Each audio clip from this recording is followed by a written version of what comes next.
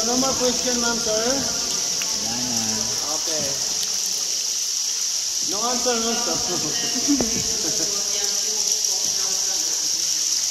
Okay, finally, ma'am, sir, thanks God, we made it. Alright? Yay! Yes, mom and sir, and I will keep guide mom sir for the 45 minutes our tour. My name is Piolo. Thank you very much, sir, mom, for visiting here, the Anligo River. And once again, to all of you, mom, sir, good morning. Alright? Thank you very much. And of course, sir, wow, in front, sir, thank you very much, sir, also for holding the light. And because of you, sir, we find ways. And sir, please turn off the light because the night is over. And everybody wake up and welcome to Outside World.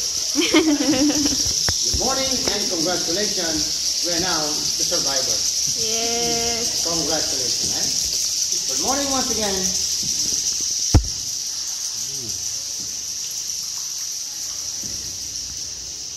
At siyempre po isang mahalagang paalala po namin, ma'am, sir. Pag kayo po'y bababa na po ng boat mamaya, huwag po tayo masyadong magmamadali o mag-uunahan. Alam po ninyo, isa po sa pinakapangit tignan or panoorin, yung nalulunod hanggang tuhod. No?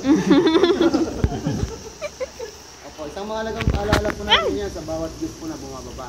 Kasi mayroon po minsan na nauna po yung mukha sa pagbaba, instead po na yung paa. Mali po yun. Ang tamang pagbaba ng bangka, kailangan una po yung paa, hindi yung mukha. Mayroon po diyang muntik malunod hanggang tuhod lang. We're alive. Kung kilala niyo po si Mahal,